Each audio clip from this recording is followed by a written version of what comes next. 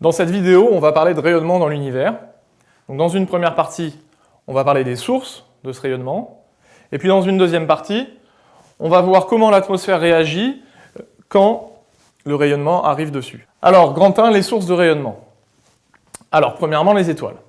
Les étoiles, par exemple, la plus connue pour un terrien, c'est le Soleil, que l'on voit tous les jours, et qui émet dans quel domaine? Premièrement, bien sûr, dans le domaine visible, et deuxièmement, dans le domaine infrarouge et UV. Alors, UV, d'ailleurs, on verra dans le grand 2, on verra que, heureusement, que l'atmosphère est là pour se protéger des rayonnements UV qui sont dangereux, néfastes pour la santé. Alors, une deuxième source potentielle de rayonnement, c'est les supernovas. Alors, qu'est-ce que c'est qu'une supernova? C'est le nom d'une étoile qui est en fin de vie et qui va exploser. Donc, l'état de supernova peut durer plusieurs mois. Et comme c'est un état très énergétique, qui libère énormément d'énergie, ça va libérer dans le domaine à la fois des rayons gamma et rayons X. Ensuite, troisièmement, les pulsars. Alors, eux, ils sont liés justement à l'explosion de la supernova. Mais c'est quelque chose qui va rester dans le temps, c'est-à-dire que l'explosion de la supernova a lieu, et en son centre, il va y avoir un pulsar qui va exister et qui va être en rotation. Et ce pulsar va émettre des ondes radio, principalement, pas que. Quatrièmement, les planètes. Alors là, tu vas me dire, mais les planètes n'émettent pas de lumière. En fait, elles n'émettent pas de lumière visible, c'est vrai, mais elles émettent dans l'infrarouge, premièrement. Et en plus de ça, elles diffusent de la lumière qui vient de l'étoile la plus proche. Par exemple, nous, la Terre, on diffuse effectivement la lumière qui nous provient du Soleil, et ce qui fait qu'on peut être vu de l'extérieur. Quelqu'un qui est sur la Lune va voir la Terre.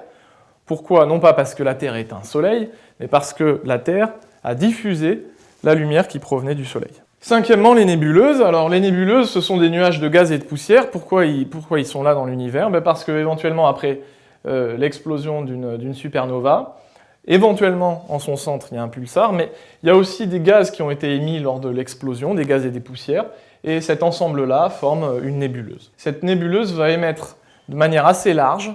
Donc, quand on dit de manière assez large, on parle d'un point de vue spectral, c'est-à-dire à de nombreuses longueurs d'onde. Elle va émettre du domaine radio jusqu'au domaine visible. Alors maintenant, on va passer à la deuxième partie, qui est l'absorption du rayonnement par l'atmosphère.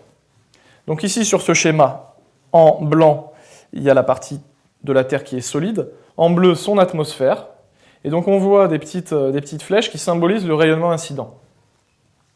L'atmosphère, elle, est composée de plusieurs molécules, comme par exemple le dioxygène, le diazote, le CO2, c'est-à-dire le dioxyde de carbone, l'ozone.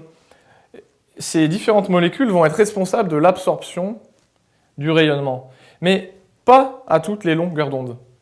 Alors l'atmosphère, pour certaines longueurs d'onde, est dite transparente, c'est-à-dire qu'il n'absorbe pas. Alors lesquelles? Pour cela, tu verras des graphes, donc deux types de graphes, soit un graphe qui te donne l'absorption, ou l'opacité, en fonction de la longueur d'onde, soit un graphe qui te donne la transmission en fonction de la longueur d'onde. Sachant que les deux, c'est exactement l'inverse l'un de l'autre. Quand on absorbe à 100%, on transmet à 0%. Quand quelque chose absorbe à 0%, c'est qu'il transmet à 100%. Donc par exemple, en ce moment, tu dois pouvoir voir un graphique qui te montre l'opacité en fonction de la longueur d'onde.